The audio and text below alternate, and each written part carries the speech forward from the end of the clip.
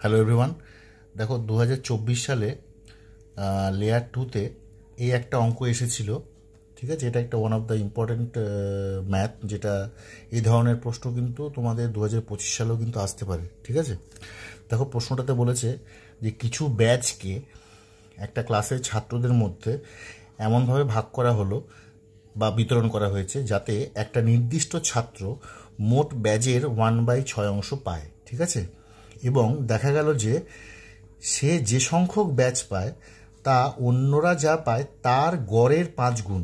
ওকে, তাহলে ওই ক্লাসের মোট ছাত্র সংখ্যা কত? 4টে অপশন আছে।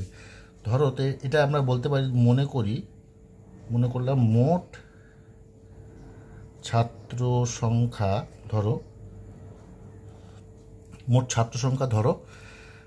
ওয়াই জন। ওকে, এবং ব্যাচের সংখ্যা ধরলে তুমি এক্স, ব্যাচের সংখ্যা এক্স ধরলে। এবার দেখো একজন নির্দিষ্ট ছাত্র মোট ব্যাচের 1/6 অংশ পায়। তো মোট ব্যাচ তো এক্স, তার মানে একজন নির্দিষ্ট ছাত্র কত পাবে? একজন নির্দিষ্ট ছাত্র পাবে x/6, তাই তো? তাহলে বাকি কত থাকলো? x/6 যদি একজন নির্দিষ্ট পায়, তাহলে দেখো বাকি ব্যাচ তাহলে কত? টোটাল তুমি এক্স ধরেছিলে, তার মানে এক্স মাইনাস x/6, তার মানে এটা হবে 5x/6। ঠিক আছে, আচ্ছা, বাকি ব্যাচ যদি 5x/6 হয় আর বাকি ছাত্র কত? টোটাল ছাত্র ছিল ওয়াই, এখন ছাত্র কত? y-1। তাহলে প্রশ্নানুসারে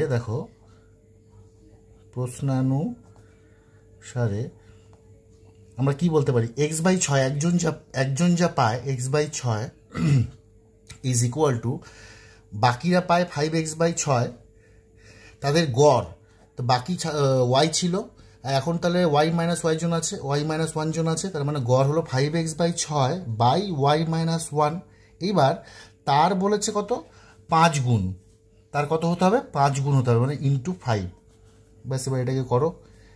x/6 is equal to 25x/6 into y-1।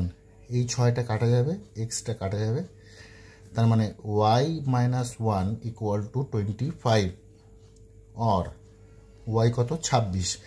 তুমি y কি ধরেছিলে? ছাত্র সংখ্যা, তার মানে উত্তর হয়ে যাবে অপশান সি।